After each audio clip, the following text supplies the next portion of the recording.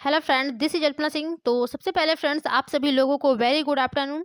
तो चलिए फ्रेंड्स, देखिए आज हम आप सभी लोगों के लिए सी टेट हिंदी पेडागोजी के एनसीईआरटी बेस्ड जो क्वेश्चन है, ठीक है, उसको हम लोग लेकर के आए हैं, जो आप सभी लोगों के साथ मिलकर के डिस्कस करेंगे। और आज के हमारे जो क्वेश्चन है फ्रेंड्स, वो 15 क्वेश्चन होंगे, यानी कि जो मोस्ट इंपॉर्टेंट 50 क्वेश्चन है, ठीक है, पेडागोजी के, उसको हम लेकर के आए हैं। और ये सब क्वेश्चन आपके प्रीवियस ईयर क्वेश्चन पेपर में पूछे गए हैं, ठीक है। तो चलिए फटाफट से जो लोग चैनल को अभी तक लाइक एंड सब्सक्राइब नहीं किए वे लोग कर लीजिए। चैनल है लर्न विथ अल्पना, ठीक है।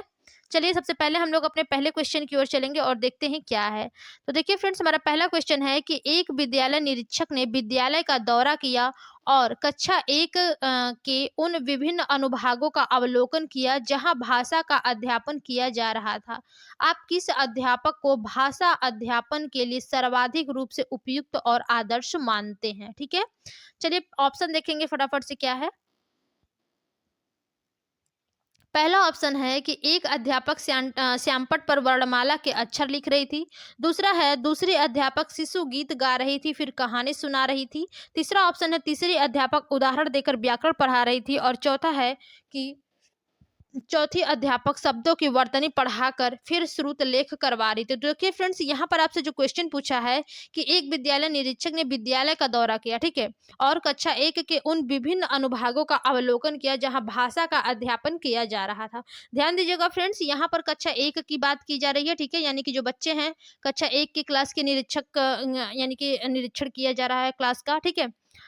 यहाँ से देखिए क्या है कि आप किस अध्यापक को भाषा अध्यापन के लिए सर्वाधिक रूप से उपयुक्त और आदर्श मानते हैं। तो देखिए आप कक्षा एक की जब बात की जा रही है तो यहाँ पर पहले वाले में क्या है कि एक अध्यापक श्यामपट्ट पर वर्णमाला के अक्षर लिख रहे। देखिए कक्षा एक का जो बच्चा है, ठीक है, वो वर्णमाला को तुरंत तो समझ नहीं पाएगा श्यामपट्ट पर, ठीक है। और दूसरा है कि दूसरी अध्यापक शिशु गीत गा रही थी फिर कहानी सुना रही थी। ये हम मान सकते हैं क्योंकि देखिए जब प्राइमरी के बच्चों की बात की जा रही है तो वहाँ पर बच्चों को शिशु गीत कहानी, ठीक है, ये सब बच्चों में बहुत ही यानी कि उनको ये इस सब चीज़ों में बहुत ही ज़्यादा इंटरेस्ट होता है, ठीक है, कहानी सुनने में, गीत गाने में, ठीक है। और तीसरा क्या है कि अध्यापक उदाहरण देकर पढ़ा रहे थे। देखिए जब बच्चों को आप उदाहरण देकर पढ़ाएंगे कक्षा एक के विद्यार्थियों को, वो तो बिल्कुल ही नहीं समझ पाएंगे, ठीक है। चौथा है कि चौथी अध्यापक शब्दों की वर्तनी पढ़ाकर फिर श्रुत लेख करवा रही। तो कक्षा एक का बच्चा तो कभी जिंदगी में श्रुत लेख कर ही नहीं सकता है, ठीक है, यानी कि सुनकर नहीं लिख सकता है। तो यहाँ पर जो राइट ऑप्शन बनेगा वो ऑप्शन नंबर आपका सेकेंड होगा, बिल्कुल करेक्ट। ओके, चलिए अगले क्वेश्चन की ओर चलेंगे और देखते हैं क्या है। अगला क्वेश्चन है फ्रेंड्स कि निम्नलिखित में से कौन सा निपुण भारत के अनुसार बुनियादी साक्षरता एवं गणित बोध का विकासात्मक उद्देश्य है, ठीक है, यानी कि जो निपुण के अनुसार, जो निपुण भारत है आपका, ठीक है, इसके अनुसार बुनियादी साक्षरता एवं गणित बोध का विकासात्मक उद्देश्य है बच्चे प्रभावशाली पाठक बने, बच्चे प्रभावशाली संप्रेषक बने, तीसरा है आपका बच्चे प्रभावशाली लेखक बने, और चौथा है बच्चे ध्यान से सुनने वाले श्रोता बने।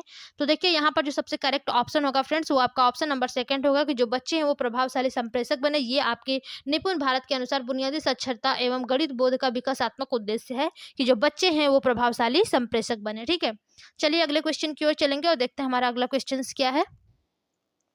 देखिए अगला क्वेश्चन है कि राष्ट्रीय शिक्षा नीति 2020 बहुत पुरजोर तरीके से 3 माह की स्कूल तैयारी के मॉड्यूल की अनुशंसा करती है जिससे बच्चे के खाली स्थान स्तर में पढ़ने के लिए तैयार हो सके, यानी कि किस स्तर में पढ़ने के लिए बच्चे जो हैं वो तैयार हो सके। पहला ऑप्शन है पूर्व विद्यालय, दूसरा है बाल वाटिका, तीसरा है ग्रेड फर्स्ट और चौथा है आपका ग्रेड सेकंड। तो देखिए यहाँ पर जो सबसे करेक्ट ऑप्शन बनेगा फ्रेंड्स वो आपका बाल वाटिका हो जाएगा, क्योंकि देखिए जब यहाँ पर 3 माह की स्कूल तैयारी के मॉड्यूल की अनुशंसा करती है, ठीक है, आपकी राष्ट्रीय शिक्षा नीति 2020 जो है एनईपी 2020, ठीक है, जिससे कि बच्चे जो हैं वो बाल वाटिका स्तर में पढ़ने के लिए तैयार हो सके। ओके, तो राइट ऑप्शन आपका सेकंड होगा। चलिए अगले क्वेश्चन की ओर चलेंगे और देखते हैं अगला क्वेश्चन हमारा क्या है। तो देखिए फ्रेंड्स यहाँ पर अभिकथन और कारक वाले आपके क्वेश्चंस हैं, ठीक है। तो देखिए सबसे पहले हम लोग अपना अभिकथन देखेंगे क्या है। देखिए अभिकथन है आपका कि भाषाई निपुणता व्याकरणिक दृष्टि से सही वाक्य बनाने की योग्यता है, ठीक है। जो व्याकरणिक निपुणता है वो व्याकरणिक दृष्टि से सही वाक्य बनाने की योग्यता है क्या, ऐसा मुझे तो नहीं लगता, ये आपका गलत होगा, ठीक है। और देखिए जो आर है आपका कारक कारण, ठीक है, ये देखिए क्या है कि भाषाई निपुणता सुविधा और प्रवाह के साथ भाषा के इस्तेमाल करने की योग्यता है, जो कि बिल्कुल ही गलत है, ठीक है।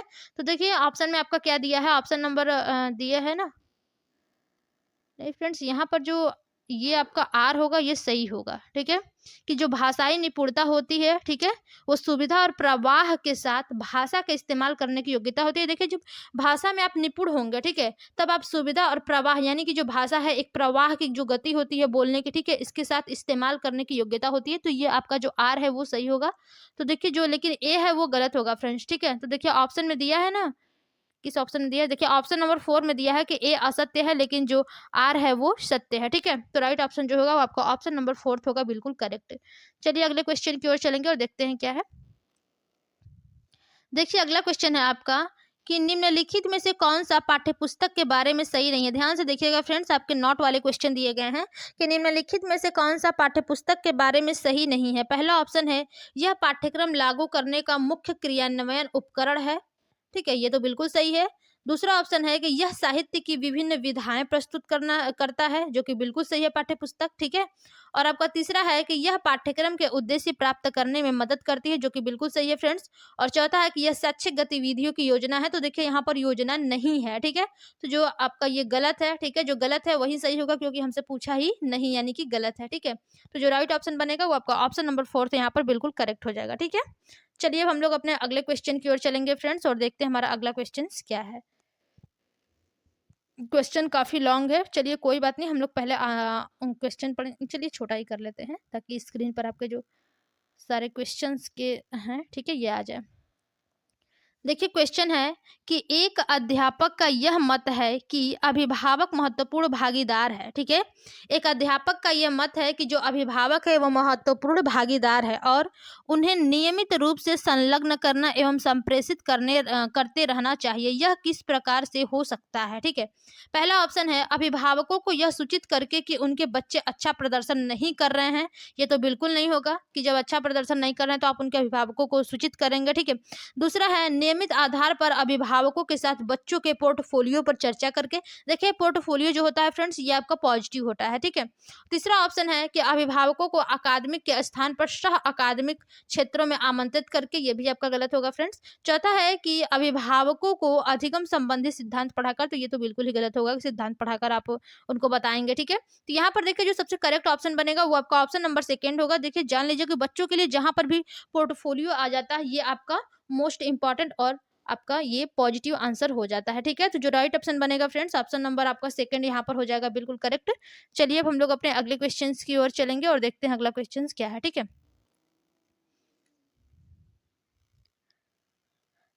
देखिए अगला क्वेश्चन है कि 3 से 9 वर्ष वाले आयु समूह के लिए राष्ट्रीय शिक्षा नीति 2020 ने किस शिक्षण शास्त्रीय उपागम पर अधिक बल और ध्यान केंद्रित किया है, ठीक है। यानी कि जो 3 से लेकर के 9 वर्ष वाले जो बच्चे हैं, ठीक है, इन समूहों में इनमें जो एनईपी आपकी 2020 है उसने किस शिक्षण शास्त्रीय उपागम पर अधिक बल और ध्यान केंद्रित किया है। पहला ऑप्शन है आपका घटना आधारित शिक्षा शास्त्र, ठीक है, शिक्षण शास्त्र। दूसरा है भिन्न भिन्न पाठ्यचर्यक विषयों में आवाजाही संबंधी उपागम। और चौथा है खिलौना आधारित शिक्षण शास्त्र। और चौथा है विशिष्ट निर्देशात्मक अभ्यास शिक्षण शास्त्र। तो देखिए फ्रेंड जो आपके एनईपी 2020 है, ठीक है, ये शिक्षण शास्त्रीय उपागम पर अधिक बल और ध्यान केंद्रित किया है। तो ये आपके खिलौना आधारित शिक्षण शास्त्र, क्योंकि जो बच्चा है वो अभी 3 से लेकर के 9 वर्ष तक की अवस्था में है, ठीक है, तो बाल्यावस्था के में ही है, ठीक है, तो पूर्व बाल्यावस्था में है, ठीक है।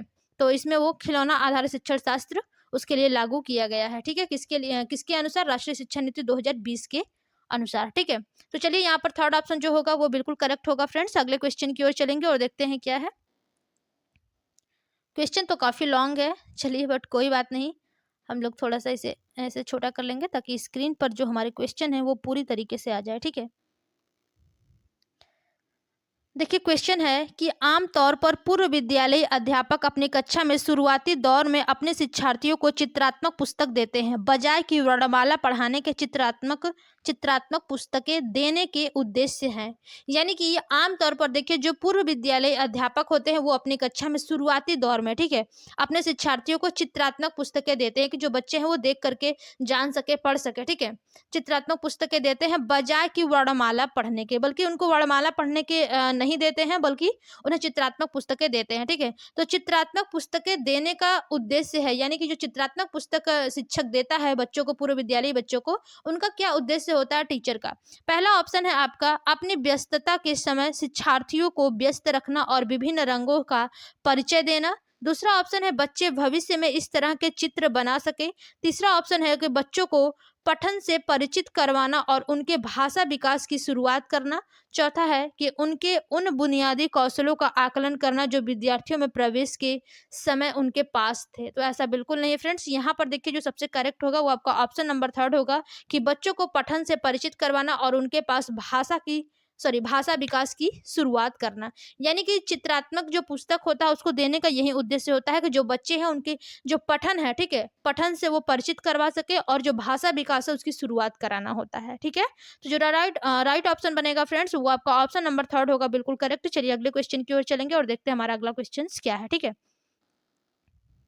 देखिए अगला क्वेश्चन है आपका कि निम्नलिखित में से कौन सी कक्षाई होगा यहाँ पर ना, हाँ ठीक है। देखिए निम्नलिखित में से कौन सी कक्षाई प्रक्रियाएं बुनियादी उम्र के बच्चों के लिए विकासात्मक रूप से उपयुक्त हैं। ठीक है, बुनियादी उम्र के बच्चों के लिए विकासात्मक रूप से उपयुक्त है, ये आपको बताना है। पहला ऑप्शन है प्रतिदिन 5 कठिन शब्दों से परिचित करवाना। दूसरा है प्रत्येक दिन की शुरुआत आधे घंटे की घेरा टाइम यानी कि सर्कल टाइम से करना। तीसरा ऑप्शन है धीरे धीरे नई अवधारणाओं का परिचय देना और चौथा है रूटीन में नियमित रूप से बदलाव लाना। तो ऐसा बिल्कुल नहीं है फ्रेंड्स। यहाँ पर जो सबसे करेक्ट ऑप्शन बनेगा वो आपका ऑप्शन नंबर थर्ड होगा कि धीरे धीरे नई अवधारणाओं का परिचय देना। देखिए जो बुनियादी उम्र के बच्चे होते हैं यानी कि जिसमें नींव डालने का काम होता है, ठीक है, बच्चों में जो आपके 3 वर्ष 4 वर्ष के बच्चे होते हैं, ठीक है, इस प्रकार के जो पूर्व विद्यालयी बच्चे होते हैं, इनमें जो अवधारणाएं हैं उनको धीरे धीरे एक एक करके परिचय देना चाहिए। ठीक है, विकासात्मक रूप में सबसे उपयुक्त होता है ये। तो यहाँ पर जो राइट ऑप्शन बनेगा आपका ऑप्शन नंबर थर्ड होगा, बिल्कुल करेक्ट। चलिए अगले क्वेश्चन की ओर चलेंगे फ्रेंड्स और देखते हैं क्या है क्वेश्चंस। ठीक है, तो देखिए फ्रेंड्स आपका जो क्वेश्चन है ये आपके अभिकथन और कारक वाले हैं। ठीक है, तो देखिए सबसे पहले जो आपका अभिकथन है वो क्या है कि प्राथमिक स्तर की शिक्षा में समूची पाठ्यचर्या में भाषा दृष्टिकोण महत्वपूर्ण है, जो कि बिल्कुल सही है। देखिए क्या है कि जो प्राथमिक स्तर की शिक्षा होती है इसमें समूची पाठ्यचर्या में, ठीक है, जो भाषा दृष्टिकोण होती है वो महत्वपूर्ण होती है, तो ये आपकी बिल्कुल सही है। ठीक है, आगे है आपका कि कारण। ठीक है, कारण देखिए क्या है कि भाषा विभिन्न अर्थ निर्माण संबंधित संदर्भों से बेहतर तरीके से अर्जित की जाती है, इसलिए हर प्रकार का शिक्षण एक प्रकार से भाषा शिक्षण है, जो कि बिल्कुल करेक्ट है। ठीक है, जहां पर देखिए संदर्भ आता है फ्रेंड्स ये आपका पॉजिटिव हो जाता है। ठीक है, और जो आपके वाक्य हैं थोड़ा सा ध्यान से पढ़िएगा, कभी कभी संदर्भ वाले में निगेटिव ऑप्शन भी रहता है, कुछ उसमें छुपा होता है, तो आप लोग ध्यान से वाक्य को पढ़िएगा। ठीक है, तो देखिए यहाँ पर संदर्भ दिया है तो यह हम पॉजिटिव है। ठीक है, तो यहाँ पर देखिए जो आपका कथन है और कारण है दोनों ही सही है और व्याख्या भी सही कर रहा है। तो देखिए यहाँ पर जो आपके ऑप्शन है क्या क्या दिए हैं। पहला ऑप्शन दिया है कि ए और आर दोनों सत्य हैं और जो आर है वो ए की सही व्याख्या करता है, जो कि बिल्कुल करेक्ट है, 100% श्योर है। ठीक है, करेक्ट है, तो आपका राइट ऑप्शन जो बनेगा वो आपका ऑप्शन नंबर फर्स्ट ही बिल्कुल करेक्ट होगा। चलिए अगले क्वेश्चन की ओर चलेंगे और देखते हैं अगला क्वेश्चन हमारा क्या है। ठीक है, देखिए क्वेश्चन जो है वो काफी लॉन्ग है, मैं कितना छोटा करूं क्वेश्चन भी नहीं दिखता है, बट कोई बात नहीं, आप लोग ध्यान से पढ़िएगा, सारे क्वेश्चन ही समझ में आप लोगों को आएंगे। और शेयर सभी लोग करते रहिए दोस्तों को, ताकि सभी लोगों को हेल्प मिल सके। ठीक है, और आज से आप लोगों के सीडीपी, एसएसटी और हिंदी इन तीनों की क्लासेस चलेंगी फ्रेंड्स। ठीक है, चलिए देखिए क्वेश्चन है कि एक बालक के घर की भाषा और विद्यालय में निर्देश की भाषा एक ही है, यह अध्यापक के लिए एक बहुत बड़ा संसाधन है, क्योंकि आपको बताना है क्यों है। यानी कि देखिए जो क्वेश्चन है कि जो एक बालक है उसके घर की भाषा और विद्यालय में निर्देश की जो भाषा है वो दोनों एक ही है, तो यहाँ पर अध्यापक के लिए एक बहुत बड़ा संसाधन है, क्योंकि पहला ऑप्शन है इससे वह बहुभाषिक बनेगा। दूसरा ऑप्शन है आपका कि बच्चों में सामाजिक भाषा का विकास कर सकती है। और तीसरा ऑप्शन है कि वह बच्चों के साथ उस भाषा विशेष में चिंतन और तर्क की उच्च स्तरीय संज्ञानात्मक गतिविधियों का आयोजन कर सकती है। चौथा है कि बच्चे के लिए पठन और लेखन के अध्यापन अभिभावक द्वारा किया जा सकता है। तो देखिए फ्रेंड्स यहाँ पर जो सबसे बड़ी आपके जो आंसर होंगे यानी कि सबसे उपयुक्त कि जो अध्यापक है उसके लिए एक बहुत बड़ा संसाधन है, क्योंकि वह बच्चों के साथ उस भाषा विशेष में चिंतन और तर्क की उच्च स्तरीय संज्ञानात्मक गतिविधियों का आयोजन कर सकती है। ठीक है, तो जो राइट ऑप्शन बनेगा फ्रेंड्स ऑप्शन नंबर आपका थर्ड होगा, बिल्कुल करेक्ट। चलिए अब हम लोग अपने अगले क्वेश्चन की ओर चलेंगे। ठीक है, देखिए अगला क्वेश्चन है आपका कि भाषा के अध्यापक अपनी डायरी में, ठीक है, भाषा के अध्यापक अपनी डायरी में कुछ टिप्पणियां लिख रही हैं। ये टिप्पणियां सटीक रूप से यह वर्णित करती है कि विद्यार्थी कक्षा के बाद क्या कर पाएंगे। ठीक है, तो ये टिप्पणियां क्या है? सीखने का प्रतिफल, भाषाई दक्षता, भाषा शिक्षा के उद्देश्य, सीखने के स्तर। तो देखिए एक बार हम लोग फिर से क्वेश्चन को समझ लेते हैं कि जो भाषा के अध्यापक है वो अपने डायरी में कुछ टिप्पणियां लिख रही थी। ठीक है, तो ये जो टिप्पणियां हैं वो सटीक रूप से यह वर्णित करती हैं कि जो कक्षा के बाद जो विद्यार्थी हैं वो कक्षा के बाद क्या कर पाएंगे। तो ये टिप्पणियां क्या है? तो देखिए फ्रेंड्स, ये जो टिप्पणियां हैं वो सीखने के प्रतिफल हैं आपके। ठीक है, यानी कि भाषाई दक्षता, भाषा शिक्षण के उद्देश्य, सीखने का स्तर, ये सब बिल्कुल नहीं है। जो राइट ऑप्शन बनेगा वो आपका सीखने के प्रतिफल हैं ये सब। कि जो टीचर है वो ये जान पा रही है, ठीक है, बच्चों के बारे में कि बच्चे जो हैं वो कक्षा के बाद क्या कर पाएंगे। तो ये टिप्पणियां हैं उसकी सीखने का प्रतिफल। ठीक है, तो राइट ऑप्शन आपका फर्स्ट होगा, बिल्कुल करेक्ट। चलिए अगले क्वेश्चन की ओर चलेंगे और देखते हैं अगला क्वेश्चन हमारा क्या है। ठीक है, देखिए अगला क्वेश्चन है आपका कि बहुभाषावाद ऐसी सुक्ति है, ठीक है, जिसका अर्थ है। अब आपको बताना है कि जो बहुभाषावाद ऐसी क्या कैसी सुक्ति है जिसका अर्थ क्या है, आपको बताना है। ठीक है, तो देखिए जो बहुभाषावाद सुक्ति है उसका क्या अर्थ है। पहला ऑप्शन है विद्यालय में बहुत सी भाषाओं का अध्यापन। ठीक है, दूसरा ऑप्शन है आपका सभी विद्यार्थियों को मातृभाषा का शिक्षण अधिगम। तीसरा ऑप्शन है शिक्षार्थियों की भाषाओं का इस्तेमाल करना। और चौथा है शिक्षार्थियों को विदेशी भाषाएं सीखने के लिए सहायता प्रदान करना। तो देखिए फ्रेंड्स, यहाँ पर आपके बहुभाषावाद के बारे में क्वेश्चन किया गया है कि बहुभाषावाद एक ऐसी सुक्ति है जिसका अर्थ है विद्यार्थियों को विदेशी भाषा सीखने के लिए सहायता प्रदान करना। और सॉरी, थर्ड से फोर्थ नहीं होगा, यहाँ पर थर्ड ऑप्शन होगा कि शिक्षार्थियों की भाषाओं के इस्तेमाल करना। ठीक है, क्योंकि यहाँ पर बहुभाषावाद की बात की जा रही है तो जो शिक्षार्थियों की भाषा है उसको भी आपको इस्तेमाल करना चाहिए बहुभाषावाद क्लास में। ठीक है, तो यहाँ पर जो थर्ड ऑप्शन बनेगा वो आपका बिल्कुल करेक्ट होगा। चलिए अगले क्वेश्चन की ओर चलेंगे और देखते हैं। और ये देखिए फ्रेंड्स, आपके आज के लास्ट क्वेश्चन होंगे हिंदी पेडागोजी के 15 क्वेश्चन में। ठीक है, क्वेश्चन है कि एक बालिका विद्यालय आते जाते sign board, play card, table, wrappers आदि देखती है और इस तरह से मुद्रित सामग्री के कई प्रकारों से अंतःक्रिया करती है। उसका इस प्रकार से अवलोकन एवं अंतःक्रिया करना अध्यापक को कौन से कौशल पोषित करने में मददगार है। ठीक है, चित्रकारी, पठन, श्रवण, पेंटिंग। तो देखिए एक बार हम लोग क्वेश्चन को फिर से समझ लेंगे क्या है कि एक जो बालिका है वो विद्यालय आते जाते sign board, play card, table, wrappers, ठीक है, आदि देखती है। इस तरह से मुद्रित सामग्री के कई प्रकारों से अंतःक्रिया करती है। ध्यान दीजिएगा फ्रेंड्स, अंतःक्रिया आपका पॉजिटिव वर्ड होता है। ठीक है, अंतःक्रिया करती है। उसका इस प्रकार से अवलोकन एवं अंतःक्रिया करना अध्यापक को कौन से कौशल पोषित करने में मददगार है। तो यहाँ पर आपका पठन होगा। ठीक है, पठन कौशल होगा यहाँ पर, यानी कि सेकेंड ऑप्शन जो है वो बिल्कुल करेक्ट है। ठीक है, तो चलिए फ्रेंड्स, देखिए आज के लिए हमने अपना 15 क्वेश्चन कंप्लीट किए हैं हिंदी पेडागोजी के। ठीक है, तो और एक चीज आप लोगों से और कहना था कि सभी लोग प्ले लिस्ट में जा करके सीटेट के जितने भी क्लास पढ़े हुए हैं, ठीक है, आप लोग पढ़िए। ठीक है, और इस टाइम जो क्लास चल रहे हैं जनवरी 2024 के लिए, इसको तो इम्पॉर्टेंट रूप से देखिए क्योंकि हमने आप सभी लोगों के लिए प्रैक्टिस सेट की सीरीज एक स्टार्ट की है। ठीक है, जिसमें आप लोगों को जो क्वेश्चन है वो अच्छे लेवल के मिल जाएंगे, पेपर 1 और पेपर 2 दोनों के लिए। ठीक है, मैंने छाट के क्वेश्चन लिए हैं ताकि आप लोगों के पेपर 2 और पेपर 1 दोनों के लिए हेल्प मिल सके। ठीक है फ्रेंड्स, और सभी लोग लाइक सब्सक्राइब कर दीजिए, बेल आइकन को भी दबा दीजिए ताकि जो भी हमारे क्लास की वीडियो है आप लोगों के पास तुरंत पहुंच जाए। ठीक है, और अपने सभी दोस्तों को भी शेयर करिए। चलिए फ्रेंड्स, आज के लिए बस इतने ही। बस अब हम लोग अपने अगली क्लास में मिलेंगे यानी कि सीडीपी की क्लास में। तब तक के लिए धन्यवाद।